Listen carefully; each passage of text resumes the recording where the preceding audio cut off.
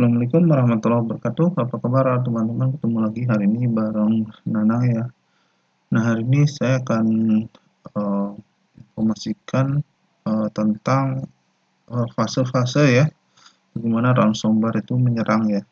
Nah, tapi sebelum lanjut, buat kamu yang belum subscribe, sama sekali di channel Nanang diklik dulu ya tombol subscribe yang ada di bawah video ini agar channel ini semakin berkembang dan menghadirkan konten-konten berkualitas seputar IT.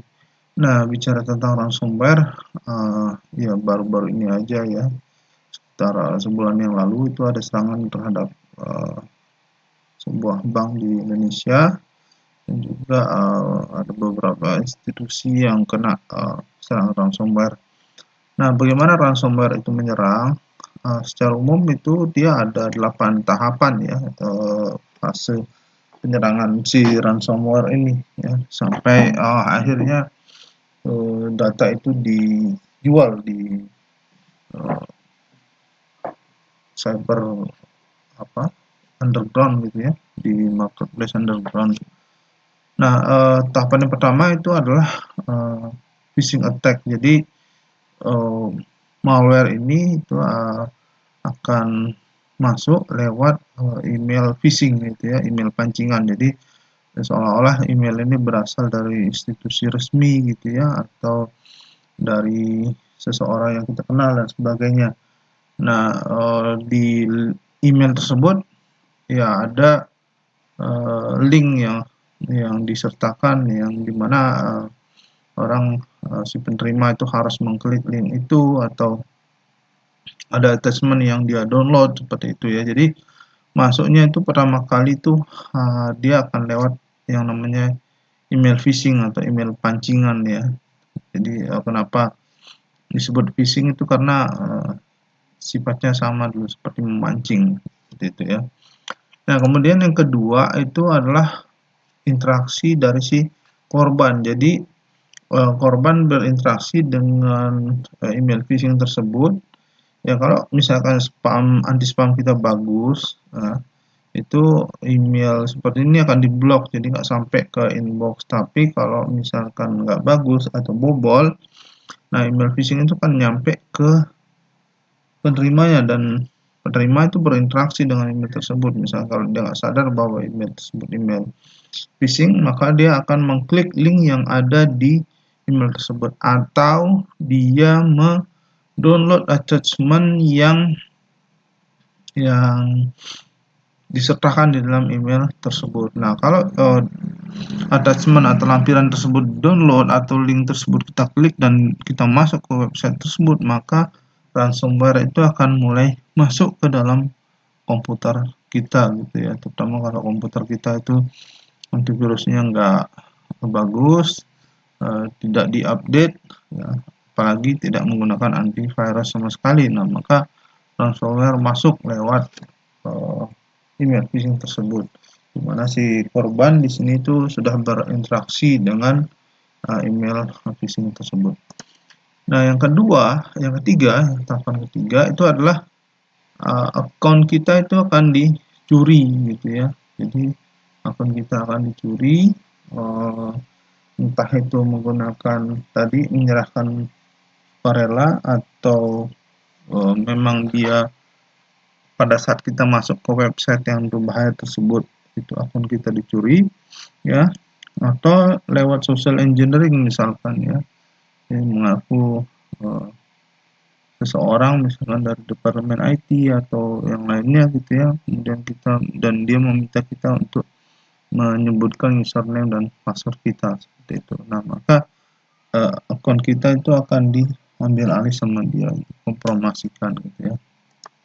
Kemudian yang berikutnya itu kalau ransomware itu sudah masuk di komputer kita, maka dia akan mencari data-data yang dianggap berharga. Jadi misalkan data-data finansial, data-data keuangan, data-data misalkan customer dan sebagainya, yang itu biasanya umumnya itu merupakan file-file office ya, seperti doc, Excel, PowerPoint dan yang lain-lain, dan juga PDF atau gambar atau image atau video dan sebagainya gitu ya.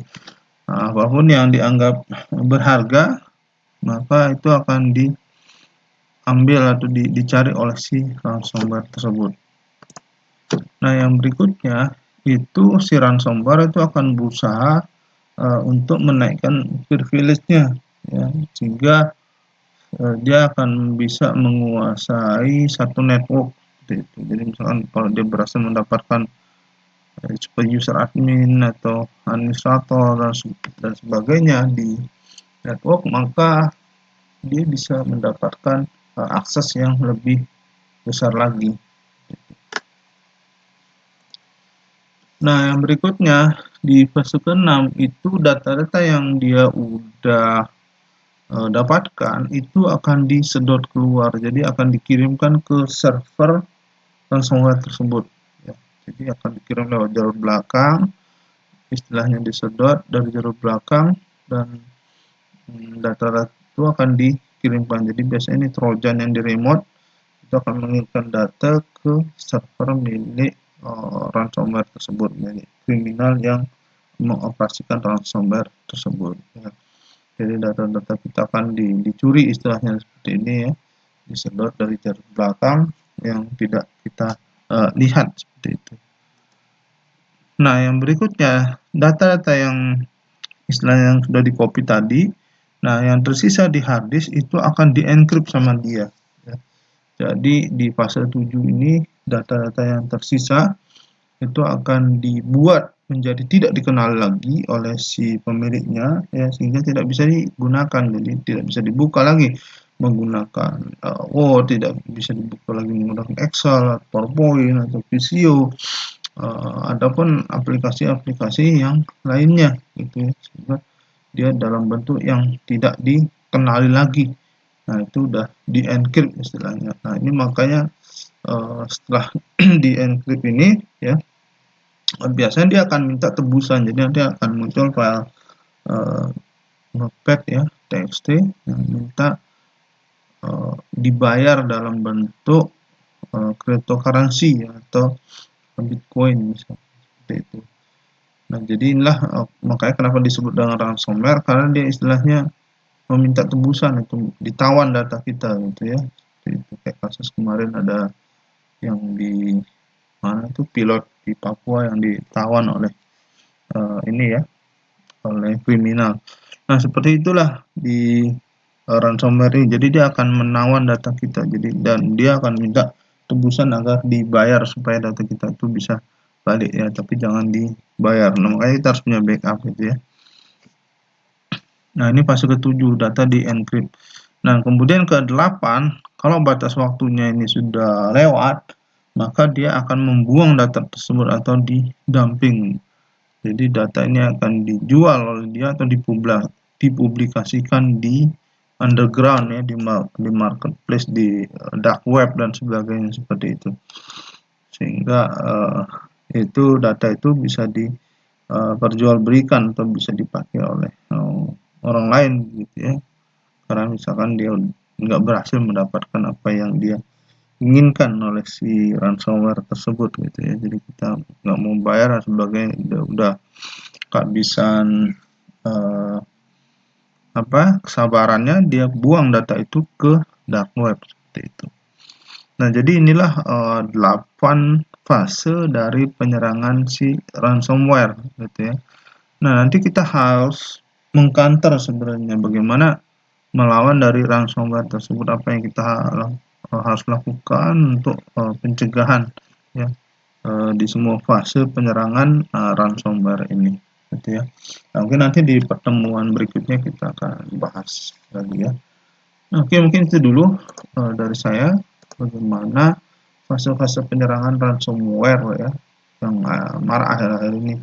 Nah, buat kamu yang udah nonton video ini, kamu bisa kasih like, kemudian komentar kamu setelah video ini saya tunggu, dan bagian video ini ke teman-teman kamu agar mereka belajar apa yang kamu tahu. Kunjungi blog saya, linknya ada di bawah video ini juga. Dan pasti ini buat kamu yang belum subscribe di channel saya, diklik dulu ya tombol subscribe-nya dan bunyikan belnya. Jadi kalau ada video baru dari saya muncul notifikasinya di YouTube kamu. Oke, makasih, sampai jumpa kembali. Assalamualaikum warahmatullahi wabarakatuh.